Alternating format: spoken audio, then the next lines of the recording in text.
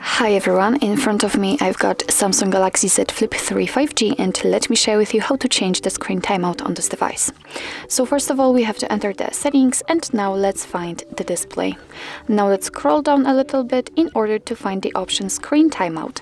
So let's tap on it, and here we've got some options from which we can choose. So we can set 15 or 30 seconds, and this option, 30 seconds, is right now active and applied. It is marked, but we can set also 1, 2, 5 or 10 minutes. So in order to change the screen timeout, just tap on the option you'd like to use. So I'll pick 5 minutes. As you can see, it is immediately marked, and after getting back, you can see that it is notified right here. So from now on, after 5 minutes of inactivity, this device will black out.